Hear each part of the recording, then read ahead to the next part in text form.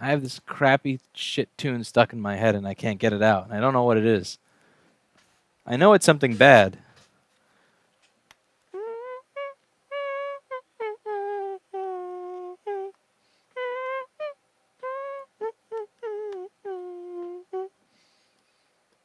It's driving me nuts. It's gotta go. This tune has gotta go. Did you see my message in my last video? On your last video, I got him to remove the copyright strike on you. That's awesome. I think I was raging at that guy for no reason. If it was automated, there's no reason for me to rage. I just saw that, and after having eaten that crappy burrito, that drove me over the edge. But it was actually the burrito that drove me as crazy as it did. Oh God, no! That's a Backstreet song I have stuck in my head. I mean, oh no, no way in hell! Oh God, God help me! All right, so this is one of those annoying.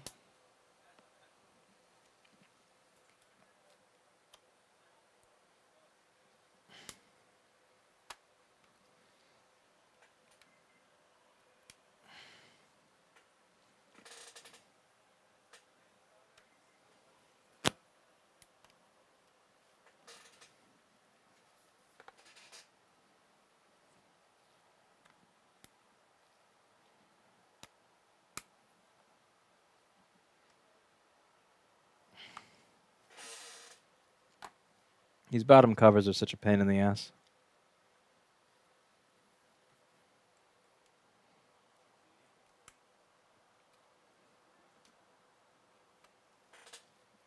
Why does Apple do this shit?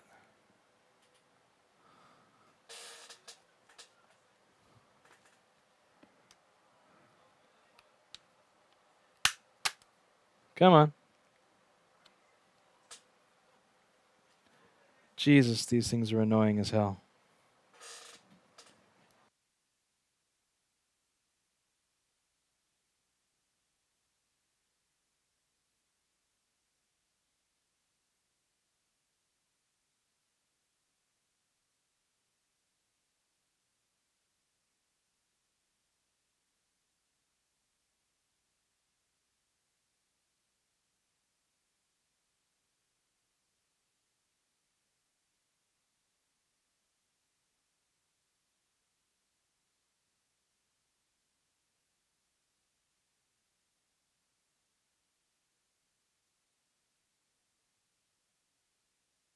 Thank you.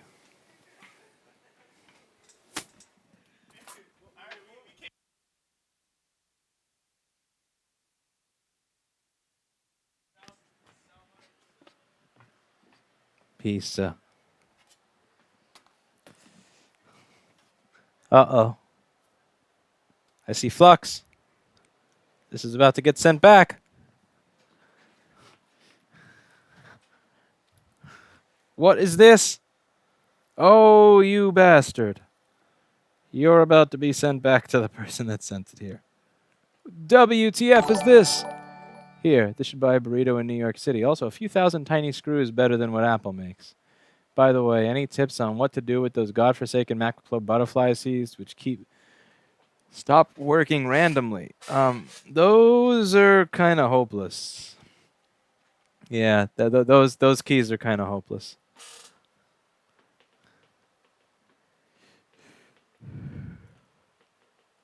You can always try taking the key off and cleaning it, but that doesn't actually work. A lot of the time. Am I kidding? Most of the time.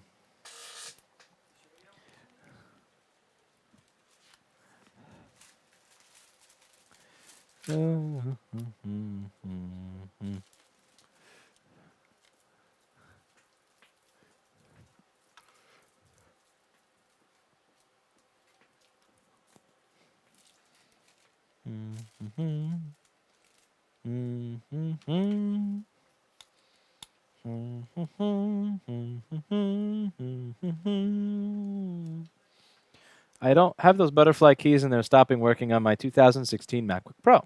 Yep, yours and everybody else's. Yep, That's what they do. They stop working. Once you clean it, another speck of dust will just fall back down, making it stop working. Yeah, you got the idea there.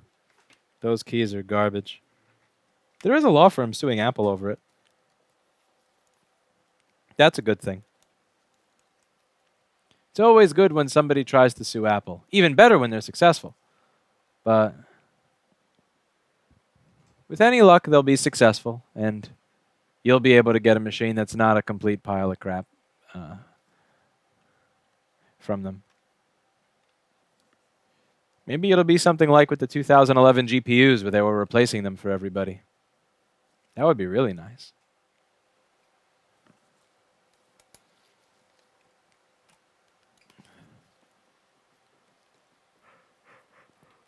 Oh yeah, and don't clean the screen either, because then you're going to get yourself into some deep shit. I found the X key doing the double press in the Apple Store. Yes, I want to play with the keyboards. You can't play with those keyboards. They're not made very well.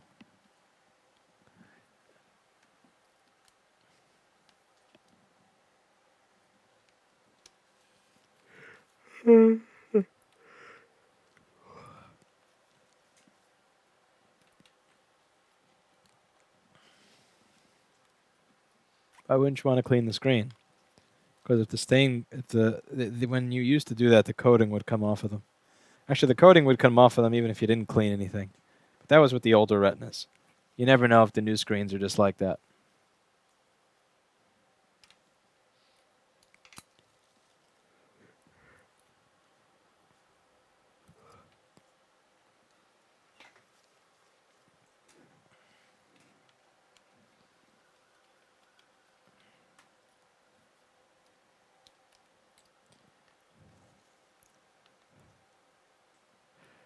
I specifically went into the Apple Store to find dud keys. I was successful. What, you mean that you walked around just looking at their display models and kept messing around until you found a display model that had non-working keys? Because that would be pretty funny. Sad, but funny.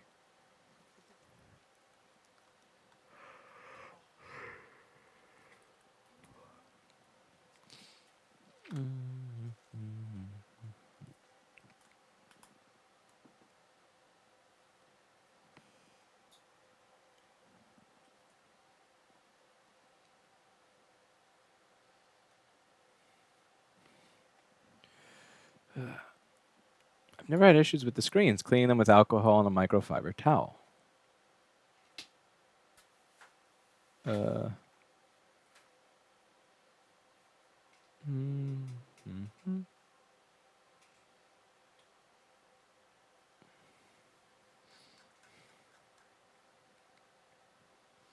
fixed it, John.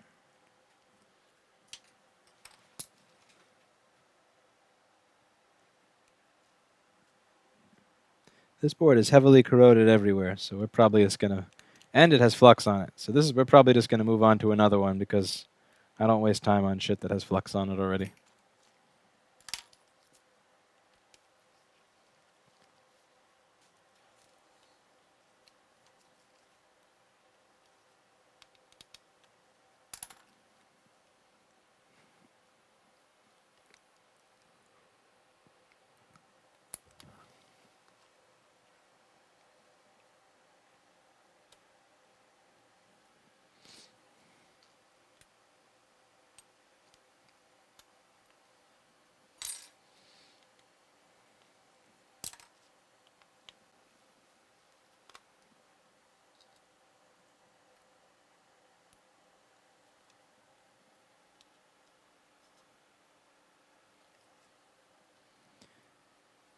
Oh, this gets funnier and funnier.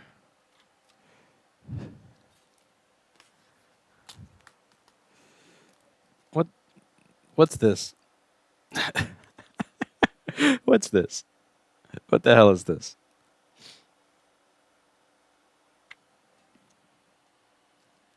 This board already looks like shit. Like the CPU MOSFET area looks terrible. Everything down here looks burned. And there's flux on it. You know what? No. Nope. Nope. Nope. You started it. You finish it. I'm not fucking with that. Next. No fix, no fee means I'm not wasting time on shit that you've destroyed like that. Bye-bye. All right. Next repair. We're going to be looking at a A1466 that's not turning on. And let's get started.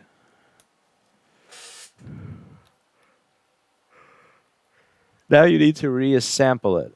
No, I'm going to put that in the box and send it back to them. Literally as it is. GTFO. Granted, I do lose a magnet that way, but...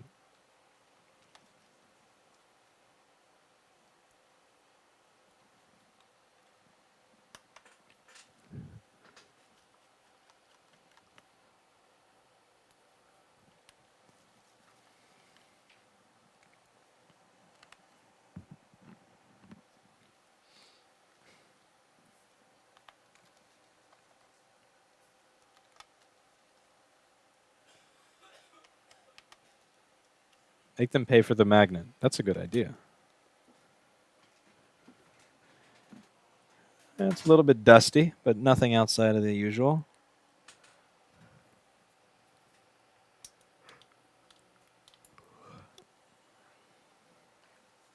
You're going to unplug the battery and plug it in. And it's taking 0.034 amps. Now, the reason that I unplug the battery is so that when I plug it into my power supply, it'll tell me how many amps the board is drawing. I don't want to see how many amps the battery is drawing. I want to see how many amps the board is drawing as it's trying to turn on. So I have a MagSafe connector, and on the other end of that MagSafe connector, it's going to this bench power supply that I have over here, and I can see the amount of amps that it's using. And that makes it easier to troubleshoot and get an idea of what's wrong with it, because specific problems typically have specific amperage uses. How do you feel now that you are mainstream? I'm not mainstream. I don't get invited to TV, movie and TV award shows and stuff like that, or galas, or I ain't no mainstream.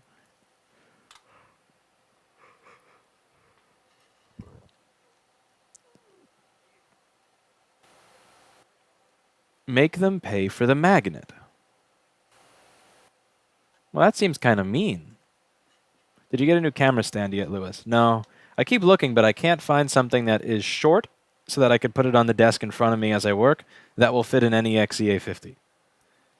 If somebody links me, I'll buy it. But what makes you send back machines with flux in them? Why does that make them get sent back? Do you have rules about stuff you won't touch? That's an excellent question.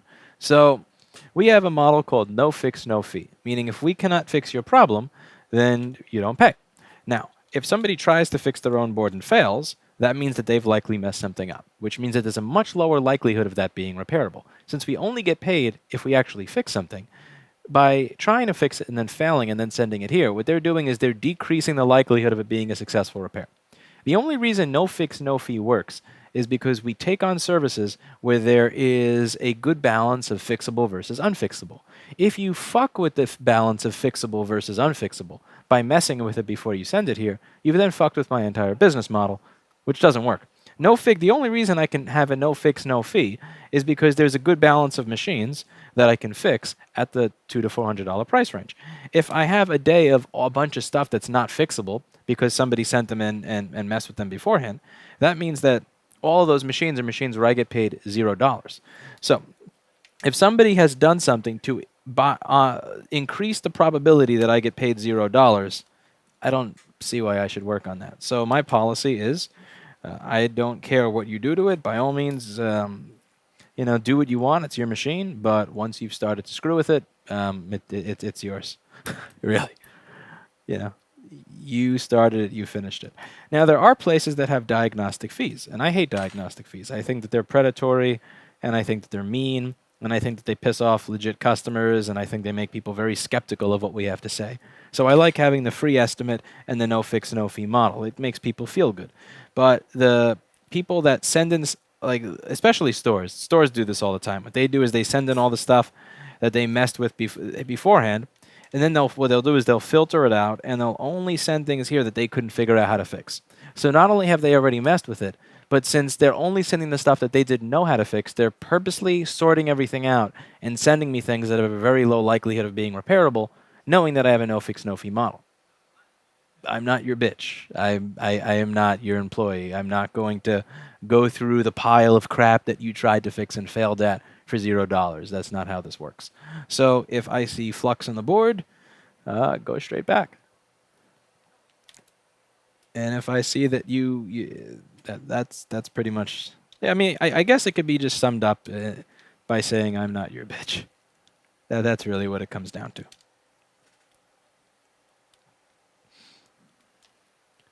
So no prior repair fee. I mean, it doesn't. That doesn't even work, honestly.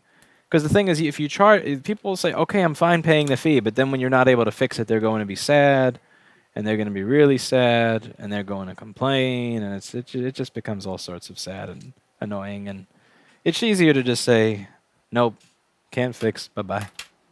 Here's a return shipping bill. Now you pay. Now you pay." What happened to your lips? They're moving.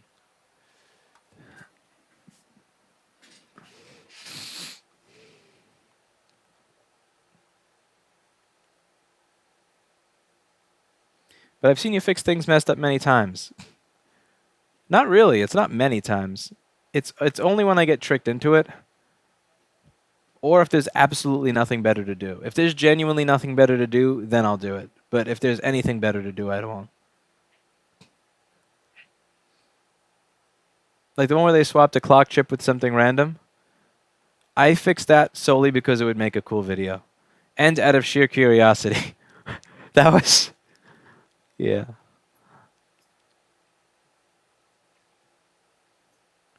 Can't you test a DNA test the flux and charge them extra? Just give it to Paul. There's also that. Could you set up different pricing for those boards messed before you? I mean, that's the other thing. They're... Don't spam my chat. Yeah, where's the person who spammed so I can ban? There we go. I'm spamming my chat. Most of the people that send in boards that are pre-messed with are wholesale customers, not retail. It's always wholesale. It's always stores. So they already want a discounted price off of the regular service. I can't charge them more money because they're constantly negotiating for less, which I get. You know, you have to spend an amount of money. I have to charge them an amount of money where it makes economic sense for them to send it here. But at the same time, it also has to be worth the time. So.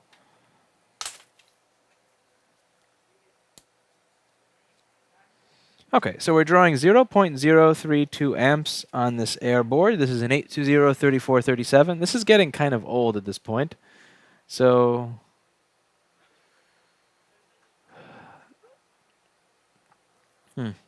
let's open up the schematic in the board view and get right into it. What is your usual success rate of fixing Apple products? I don't keep a percentage chart or anything. Let's see. So what we have to do is go through the list of power rails, see what's missing and what's present. You watch Minecraft? No, I don't watch Minecraft. If someone attempts their own repair but mess up, documents and includes chips that they may have removed to replace that repair you take on. Most of the time, no. Most of the time, no. It's too much of a waste of time. It's one of those things where in the beginning I did it, but then after like you get the 200th or the 300th board that's not fixable, you just don't want to do it anymore. It's just a waste. Don't focus on that. Focus on the stuff that people didn't screw with before sending it in. Because there's so many of those. There's so many repairs. You're not going to be able to get them all done, so you might as well focus on the ones that you have a chance of. Okay, so PPBus G3 Hot is the first rail.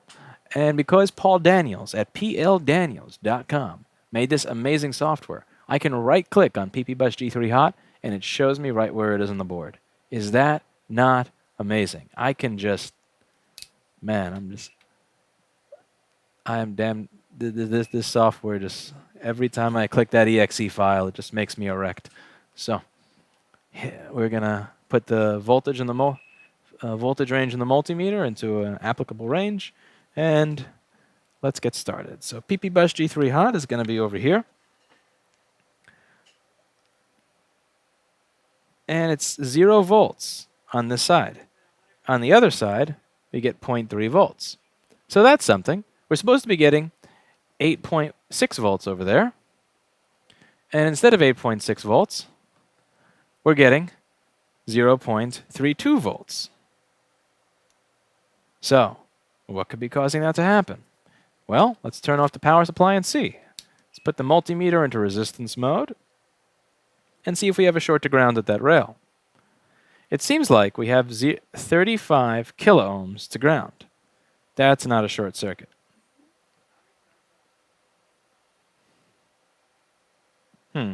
Now we're getting something closer to a short circuit, but not quite. 323 ohms on this side. Now let's see, is the fuse itself actually good? The fuse is good. The resistance to ground on the fuse is going back up, 3 kiloohms. Okay, so that's not the problem. Now, we need PP3V42 in order to get PP bus G3 hot. So let's see if that's present. Showing those new board view features when they're not available is like dangling the best burrito in the world in front of me with a sign not for sale. It is for sale. Go to pldaniels.com. Don't delay. Give Paul Daniels money today. So.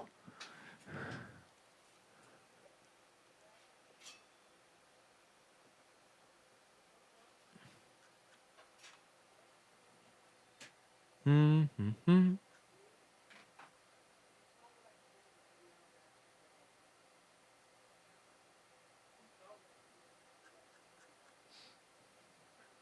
you really just check a fuse in an Apple product? I sure did. Must be out of my goddamn mind. All right, let's go back to voltage mode. Let's turn the power supply on. Do we have PP3V42? We don't. We have 0.49 volts. That's not good enough. That's not what we're looking for. Okay, so why do we only have 0.49 volts on PP3V42? Well, could be a number of reasons. Let's see if there's a short circuit to ground on that line. Let's see if the voltage is being taken to ground, and it is. We have a 1 ohm short to ground on PP3V42. That's no good. So before we try anything like injecting voltage in the board, I want to actually look at the board, get an idea of if there's a component that's obviously shorted. Because if there's something that's obviously shorted by physical appearance, it saves me the hassle of attaching wires to the board, thermal cameraing it, pouring alcohol on it, and trying to, inject voltage in the rails to figure this out. Damn, no Mac version. A Mac version is coming. A Mac version is coming. Paul Daniels is hard at work. That is all Paul Daniels is doing right now. He's sitting home, coding away. So as you can see, this board is very dusty. This board is very dirty. It's got some green probe points under there. It's got a little bit of fuzz. It's got quite a bit of fuzz, actually. Look at all that fuzz. Gross. Ugh. Dusty, dusty, dusty. So dusty. Aha. What's this? I sense corrosion. How does that look to all of you? What do you think? Good? Bad? No good? To me, that looks kind of no good. Don't know about all of you, but that strikes me as no good. So what are we going to do about that? Well, the first thing we're going to do is figure out what that is for. So let's move our board view software over here and see what this section is for. So that's for PP1V2S5 SMC. PP1V2 S5 SMC. And right next to it is PP3V42. These three caps are for PP3V42. So that means that this cap over here that looks like garbage is for PP3V42. Now I'm going to zoom in as much as I can on this one capacitor. And you tell me what you think of it. It's going to be that middle one right there. We're at 45X. Do you think that that is a good capacitor, or do you think that that's a bad capacitor? I would not trust that capacitor. I think it's time for that capacitor to GTFO. So we're going to bada bing. So we knock that capacitor off of the board, And as you can see, there's a lot of hairy looking... There's a lot of hairy stuff over there. This isn't a nice board. Look at that. You can actually see the disgust in different levels as I change the zoom. So watch, I'm going to adjust the zoom slowly, and you can almost kind of follow that ball hair as it crawls up the board. From, okay, right to left, and now look from left to right. Ugh. Ugh. Gross. That is one disgusting motherboard. This motherboard was killed by ball hair. Okay, so we're going to take that capacitor off, GTFO, and we're going to adjust those capacitors later. I'll make them look a little nicer. This board is obviously going to have to be put through the ultrasonic cleaner because it looks like it's got a bunch of nasty, sweaty ball hair on it. And nasty, sweaty ball hair is not good for MacBooks. It breaks them. So I'm going to try plugging this in now. And as you can see, we're getting a light on the charger. It's drawing amperage. And if I turn it around, you'll see that the fan is going to start spinning. Now, the 3437 board is one of those boards from 2013-14 where it turns on, off, on, off, on, off, on. But once it's done with that cycle, you'll see that it turns on and stays on. And that is how ball hair that is sweaty can actually kill a MacBook motherboard. That's all it took to kill this MacBook motherboard. Ball hair with sweat on it. Look at this. This green ball hair. From here, see this? Sweaty ball hair. And over here, I'll show you it at 40x. Sweaty ball hair. That's more like fungal-infested ball hair. What does your ball hair look like? Not like that, that's for sure. All it took to kill this MacBook.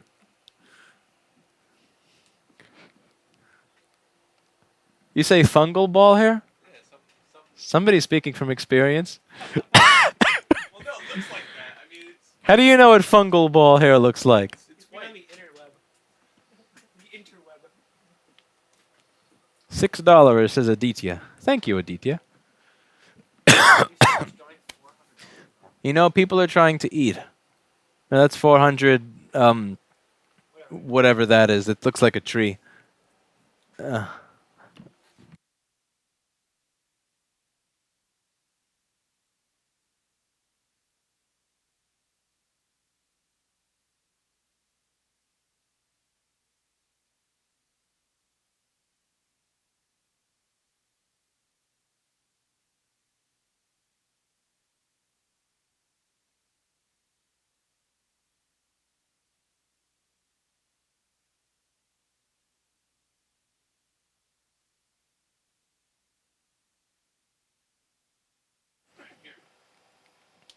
All right, so we're going to wipe this board down a little bit. We're going to make it look pretty.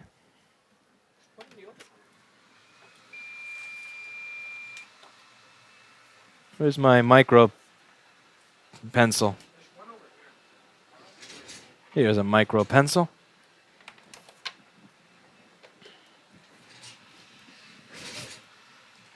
Alright, this one should have board two on it. Unless someone erased it. You said you don't like Elon Musk and Tesla, but could you say why? I want to know your opinion. I'm not a big fan of Tesla because they seem to be the Apple of cars. When it comes to longevity, repairability, they very much seem to be going in the direction of Apple, except with cars. And that's... Yeah, I mean, Elon Musk definitely cares more about the company than Apple. And he cares more about the quality of the products he puts out. It's not like, you know, his products are not going to be getting killed by ball hair. But... I think working on it is hard. That's why people compare them now. But in reality, they restrict the parts too. And they restrict the parts like crazy. Paul was showing me this on this site the other day, this automotive parts site. This is what you can buy for every other car, and this is what's available for Tesla. It's like 2 or 3 things. No, it's zero actually. There was nothing. Only the brakes for all the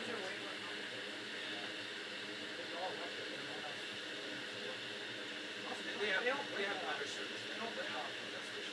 Everybody has better service than Apple. Yeah, exactly. And they don't have to have like Apple Pay. They have their own market. So what do you want me to do? Oh, that doesn't work. Yeah, it does. Try it. What? What's that?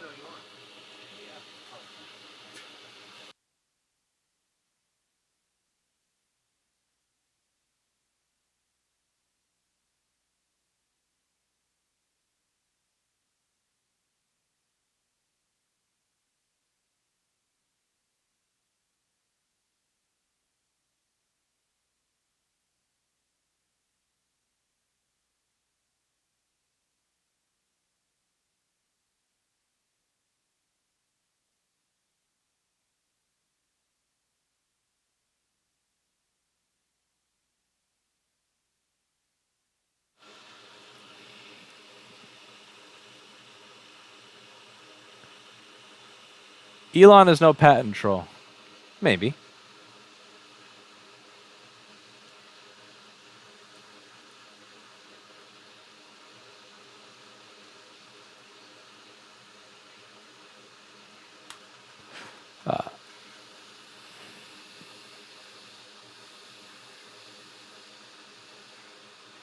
Check out the farmers and their smart tractors.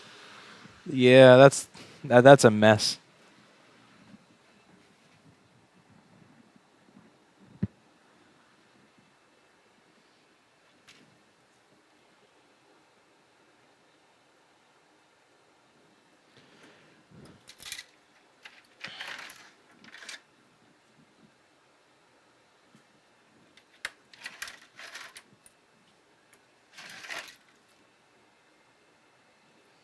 This is going to wind up turning into like Tech Racks Jr. I can see it. That's the direction this channel is going to wind up going. Tech Racks. I can already see the title for this video. Can sweaty ball hair kill a MacBook? And the answer is yes. Sweaty ball hair can kill a MacBook. Or are you going to fix Linus's Mac? I don't have any parts, schematics, diagrams, anything to fix Linus's Mac. Surely you could work with Apple to get the parts, right? Oh yeah, I could definitely work with Apple to get the parts in that one. Look at it this way. Rich rebuilds current Tesla, spend 10 days underwater, and you just spade clean the inside of the car, and the car still turn on. Well, I will give Tesla that they have more liquid resistance than Apple. Gotta give credit where credit is due, right?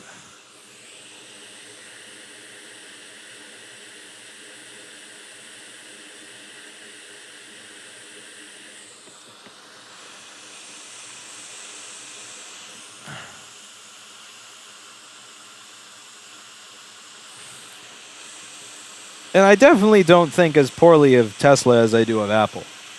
I'm just saying that they seem to be starting down that kind of line. It's a similar pattern. Be highly innovative, focus on the highest end clientele, make products that are kind of rentable, not repairable. Which? Oh.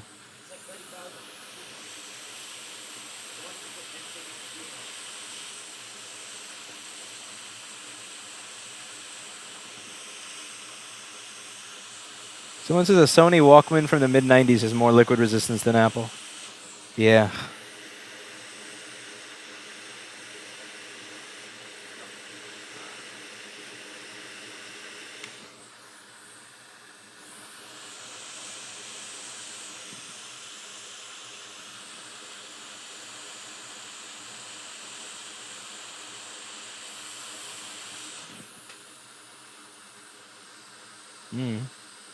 I've never seen that car.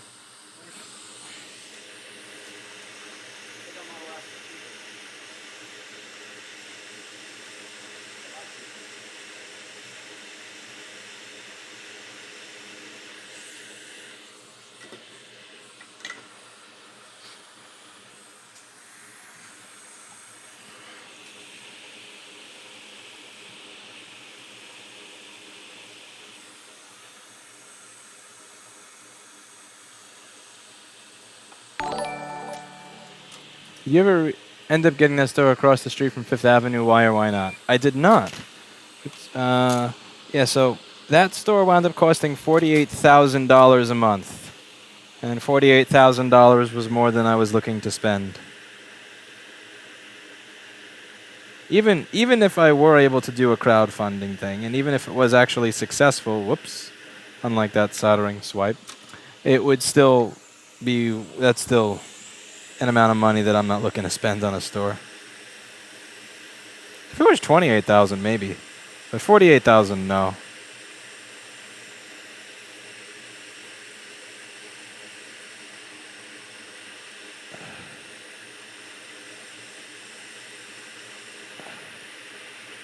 What did I do?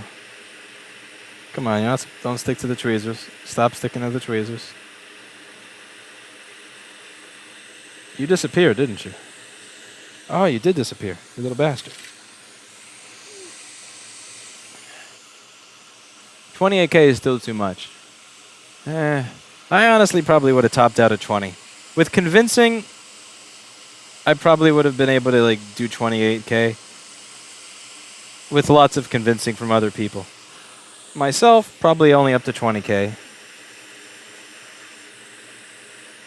If I had Mobile Fix's crypto money, I probably would have done it even if it was 100,000. But not everybody has Mobile Fix's money. We can't all be rich like Mobile Fix. All right, so this one can get dumped in the ultrasonic cleaner, and then I'll show you what it looks like at the end once all the ball hair has been removed from the board. It's going to look amazing. You're going to like it. It's going to be a beautiful, beautiful board.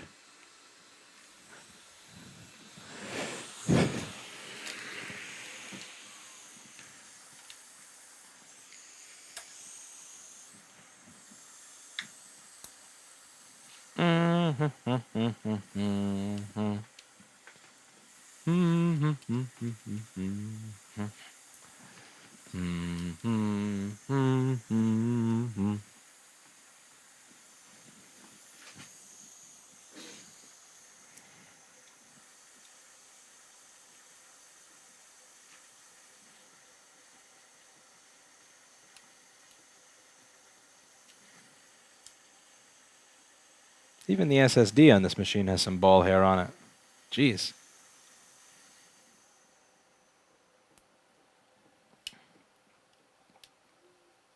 So it was enough to test it without the capacitor. Absolutely. That cap is not essential.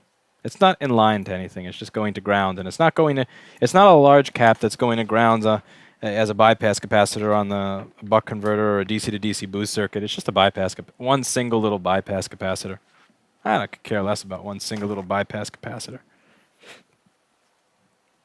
Did you fix the MacBook Pro with keyboard that randomly shorts power button? Do you fix that randomly shorts power button?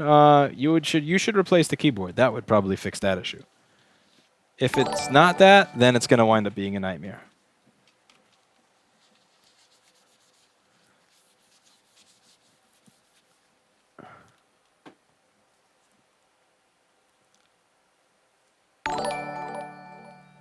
How much is your current store rent per month? Just curious. Somewhere around 47 to 4,800, I believe.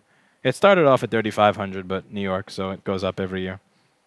It's somewhere around there. It required a stupid amount of making nicer. It wasn't one of those places where you walk in and you paint and it's ready. It was one of those places where you walk in and go, all right, given 3 months, I could make this something that people may walk into. One of those.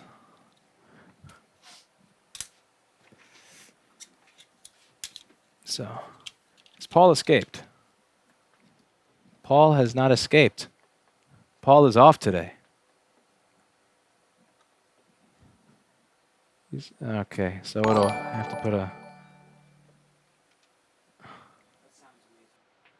Let's put the low pass filter on so that I can put this board in the cleaner without it driving everybody nuts. This is a different microphone, by the way. This is a D-Fine 88. So let's see if it's as annoying with the ultrasonic cleaner as the old one was.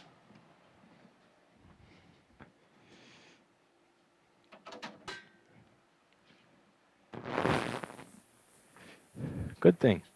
Geez, my rent is only $450. Guess I'm lucky. You can't rent a bathroom here. I think my apartment's $2,000, and it's in a neighborhood where people still like steal and shoot and all that. And the store is $4,700. So in order to continue living and working indoors, it's $6,700 a month.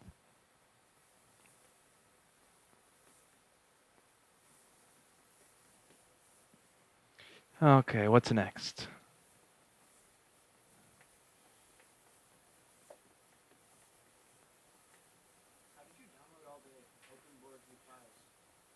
Internet. Huh?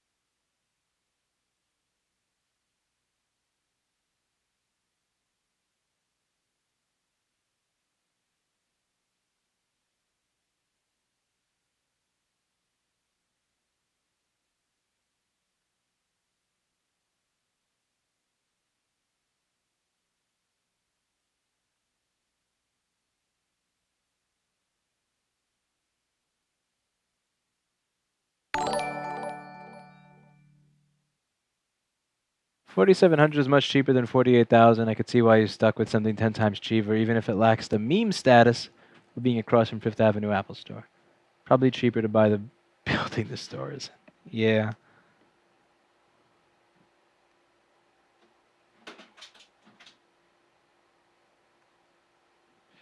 Okay, what was I doing? Oh.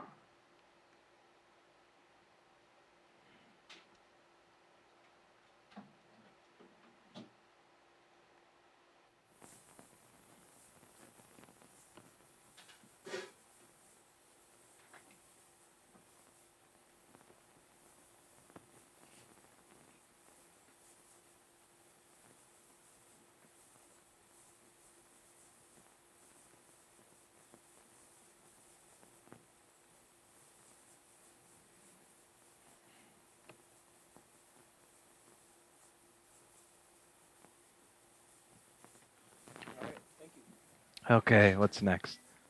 Oh, yeah, finding the next machine.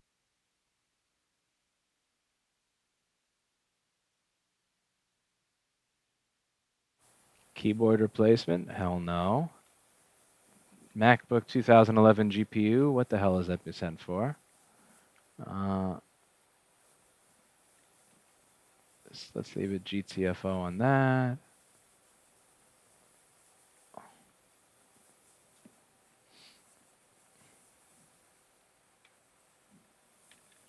Board fixed.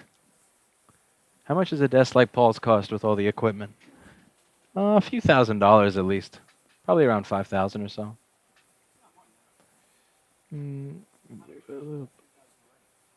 Yeah, but you don't have to buy that hot air station. If you want to buy Paul's hot air station, then closer to 7,000. But let's reboot loop. A1398. Ether 98 liquid damage. Boring. Oh, let's see. We have a liquid spill run slow. All right, that may be fun. What adapter do you have between microscope and camera? SZM CTV 1/2.